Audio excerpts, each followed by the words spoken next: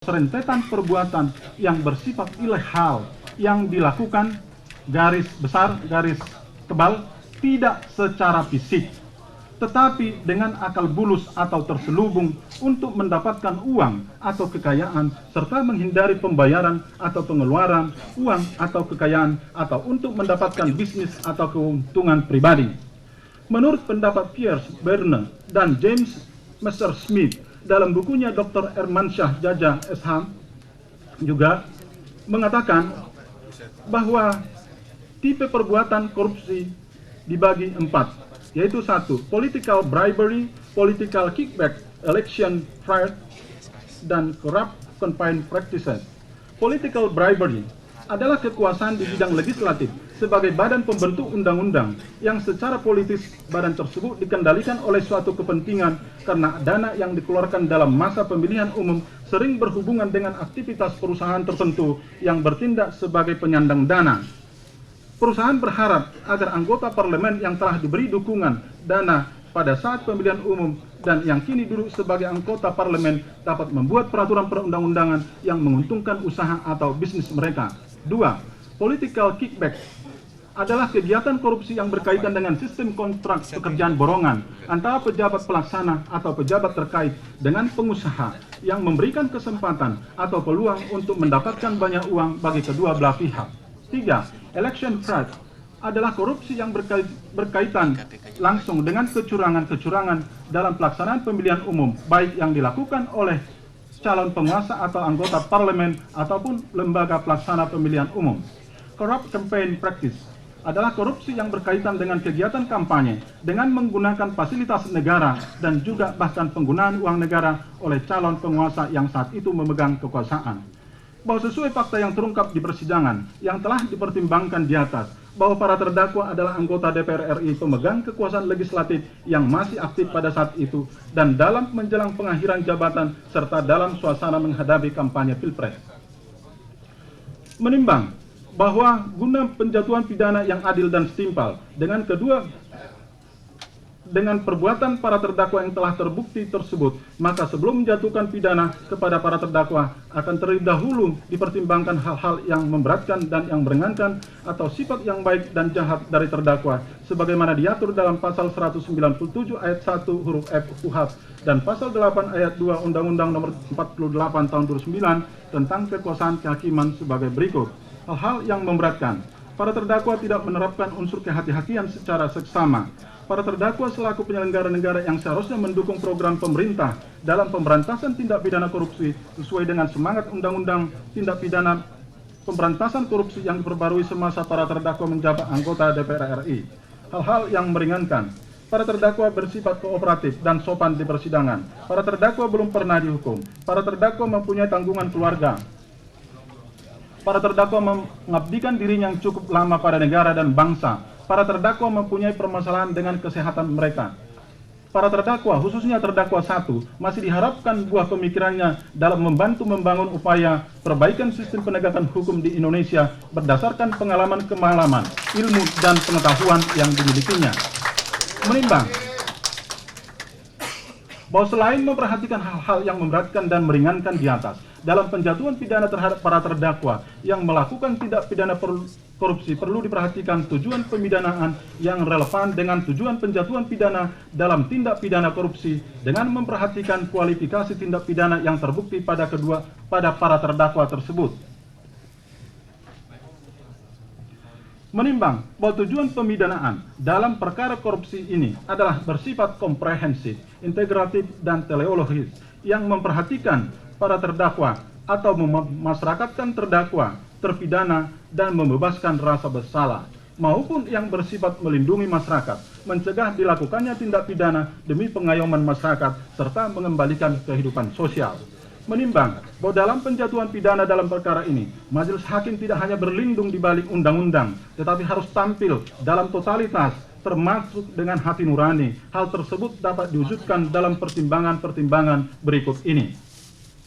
Bahwa dalam perkara ini yang terbukti adalah penerimaan hadiah yang cukup relatif besar oleh para terdakwa, negara tidak secara nyata dirugikan.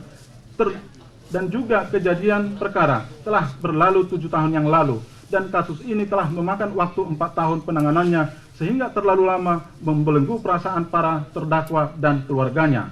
Bahwa pidana tidak boleh dijatuhkan terlalu berat, apalagi kejam, karena dikhawatirkan mendapat pandangan sebagai tirani dan juga dapat menimbulkan bias. Bahwa pidana tidak boleh dijatuhkan terlalu berat karena pidana hanya salah satu alat untuk menanggulangi korupsi, sebab korupsi adalah masalah sosial. Oleh karena itu, dalam menanggulangi masalah sosial, hukum pidana bukanlah satu-satunya alat, melainkan harus ditopang atau didukung dengan penanggulangan masalah sosial lainnya seperti politik, ekonomi, serta birokrasi dan administrasi. Menimbang bahwa berdasarkan pertimbangan hukum, faktor-faktor yang memberatkan dan meringankan dikaitkan dengan tujuan pemidanaan di atas, serta keadaan-keadaan di atas, maka pidana penjara yang akan dijatuhkan kepada para terdakwa harus setimpal dengan perbuatannya, tidak boleh melebihi dari kadar kesalahan yang diperbuat. Demikian pun mengenai pidana denda yang akan dijatuhkan kepada para terdakwa, majelis akan menjatuhkan besarnya denda yang dirasakan adil dan patut sesuai dengan kadar kesalahan yang terbukti di atas. Menimbang bahwa dari hal-hal yang telah dipertimbangkan di atas ternyata tidak terdapat alasan pemaaf maupun alasan pembenar sebagai penghapus pidana, maka terdakwa harus tetap dijatuhi pidana. Menimbang bahwa oleh karena dari awal persidangan para terdakwa ditahan, maka lamanya tahanan para terdakwa dikurangkan segenapnya dari pidana yang dijatuhkan. Dan selama persidangan, majelis tidak menemukan adanya alasan-alasan yang mendesak untuk mengeluarkan terdakwa dari tahanan. Oleh karena itu, terdakwa diperintahkan tetap berada dalam tahanan. Menimbang bahwa terhadap barang bukti dalam perkara ini, selanjutnya akan diputuskan dalam amar putusan. Mengingat akan bunyi pasal 11 Undang-Undang Nomor 31 Tahun 1999 tentang pemberantasan tindak pidana korupsi sebagaimana telah diubah dengan Undang-Undang Nomor 20 Tahun 2001 tentang perubahan atas Undang-Undang Nomor 31 Tahun 1999 tentang pemberantasan tindak pidana korupsi, Junto Pasal 55 Ayat 1 ke 1 Kitab Undang-Undang Hukum Pidana, Pasal 197 KUHP, Undang-Undang Nomor 46 Tahun 2009 tentang Undang-Undang Pengadilan Tindak Pidana Korupsi, serta peraturan hukum dan peraturan perundang-undangan lain yang bersangkutan.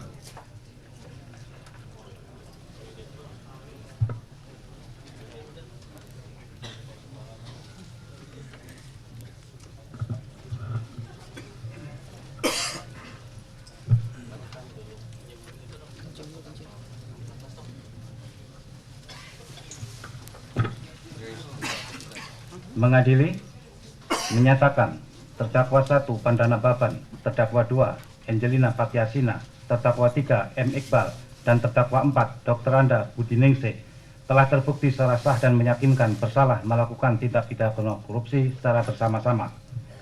Menjatuhkan pidana terhadap terdakwa 1 Pandana Baban, terdakwa 2 Angelina Patiasina, terdakwa 3 M. Iqbal, dan terdakwa 4 Dr. Anda Budi Ningsih dengan pidana penjara masing-masing selama 1 tahun dan 5 bulan.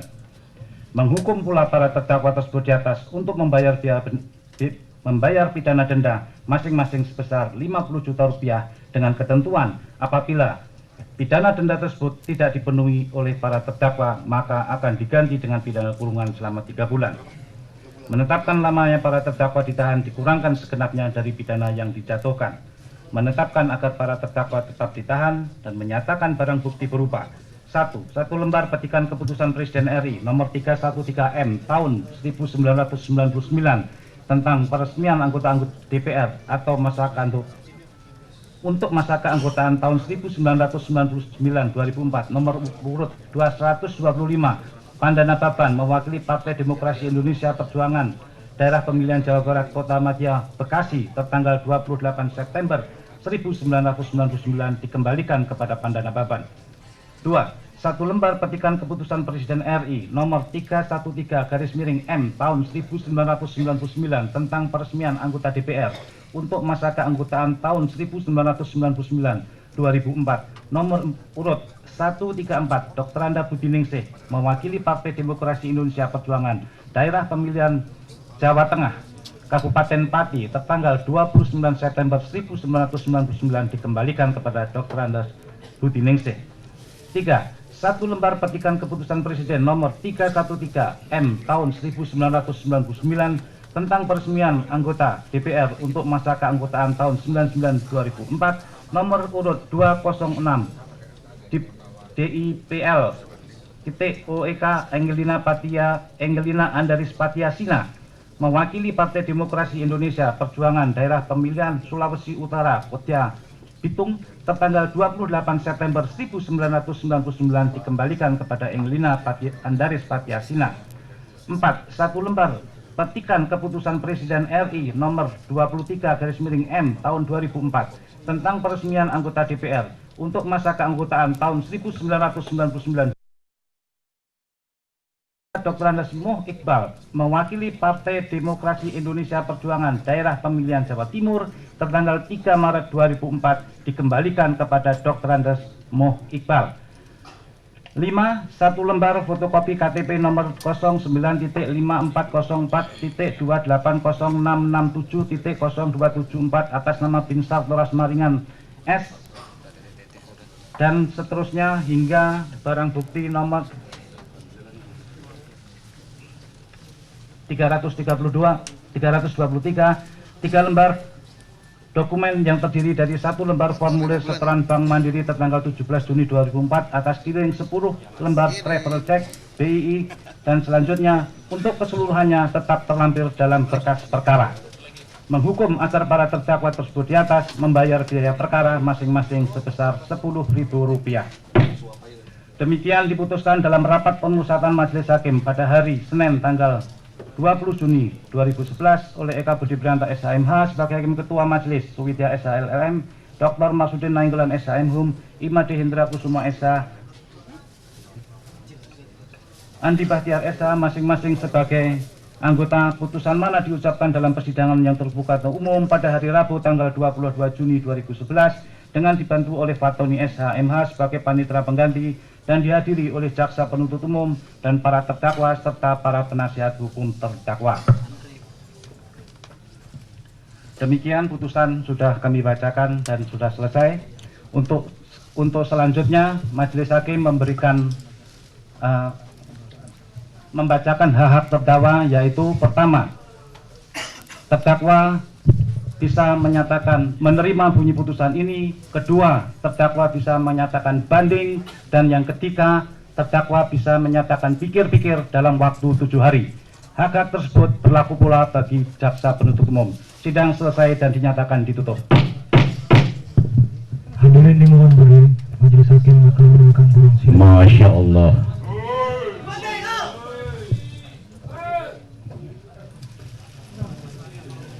Ya, jadi yang saya mau tanya tadi sama majelis yang dia langsung tutup, itu ketua majelis sendiri Eka Budi Prianta itu bertanya kepada Fadila. Jadi Pak Panda nanya, ibu diperiksa sama KPK, terus sama KPK diperiksa 1 jam, enggak ditanya, enggak apa, dengan syarat harus menjawab TC itu dari Panda Nababan. Pernah digitukan sama KPK? Jawab Fadila, ya. Ya, bagaimana? Yang sebenarnya bagaimana? Jawabnya saya terima dari Duli Makmum Murad. Fakta itulah yang dimanipulasi oleh hakim tadi. Itu saya sedih. Saya sangat sedih.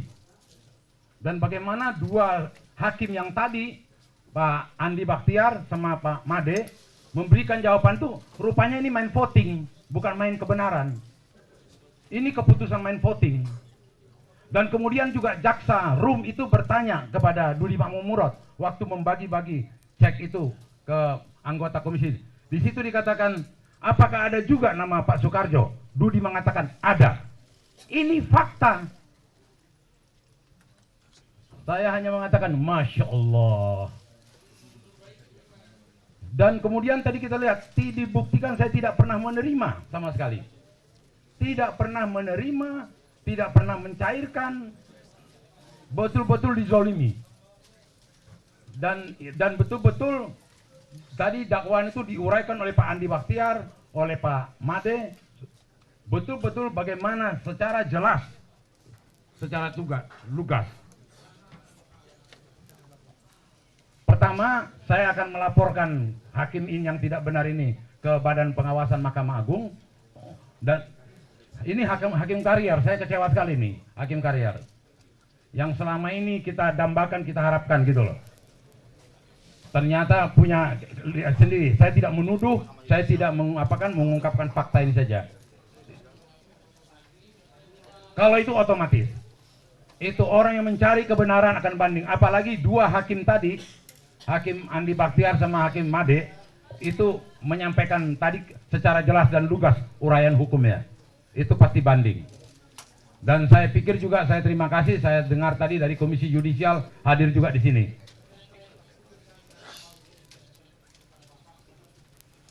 Saya tidak terima. Saya harus banding, tidak terima. Ada manipulasi fakta, itu saja. Dan dasarnya itu pakai tersirat. Dan yang paling aneh lagi kalau dengar tadi, ada kata-kata yang baru. Apakah Pandanababan menerima TC, kata hakim tadi. Pandanababan terlibat soal peredaran. Itu istilah apa itu gitu loh. Itu tadi hakim ketua mengatakan soal peredaran. Oh, kayak apa? Peredaran apa? Peredaran narkoba apa peredaran video bajakan atau apa gitu loh.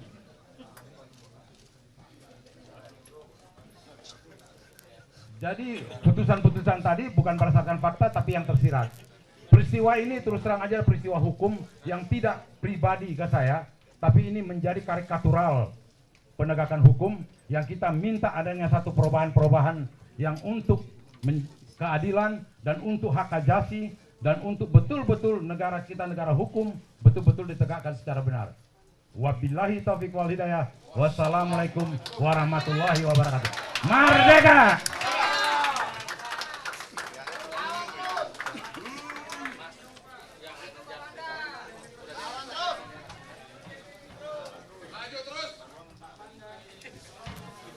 Iya ya, cepat Mas ya. Ya yang seadanya dulu ya, yang seberapa dapatnya. Buruan ya, buruan ya.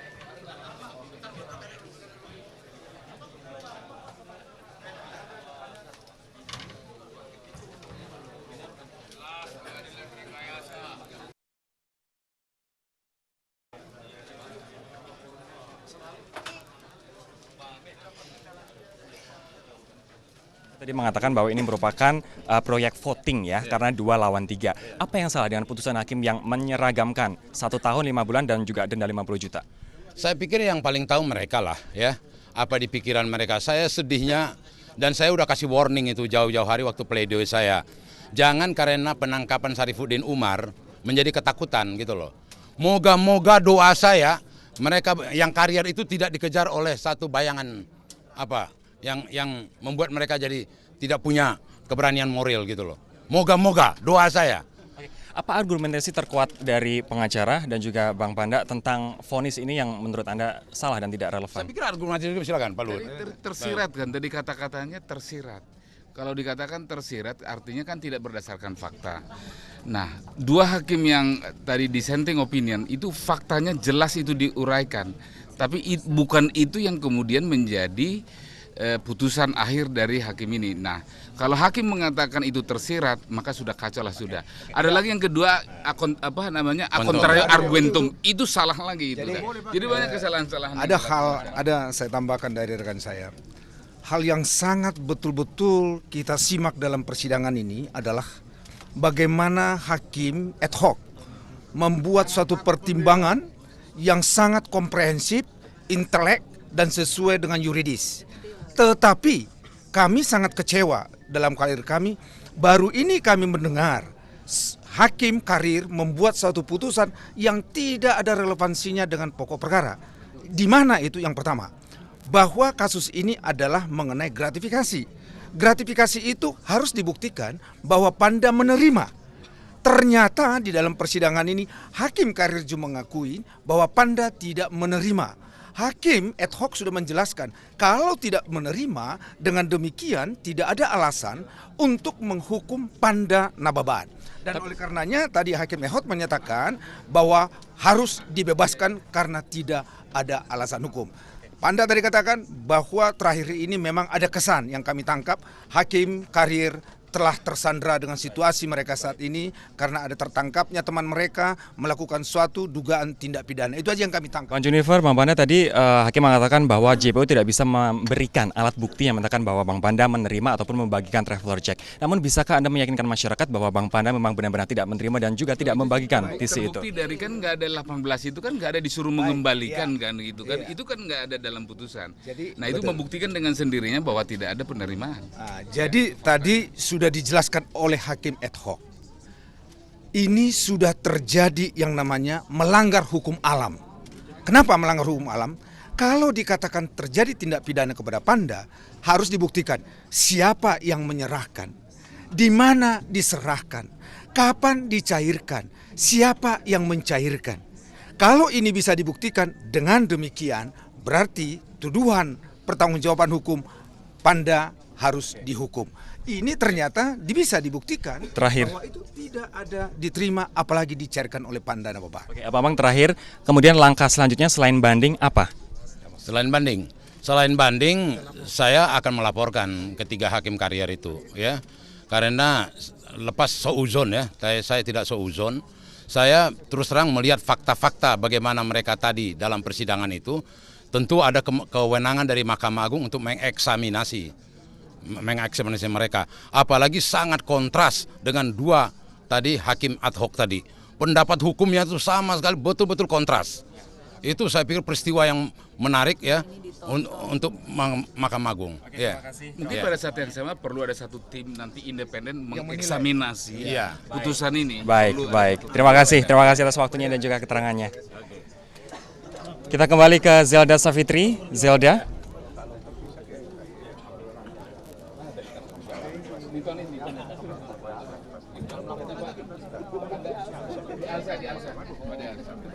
Sudah diamankan.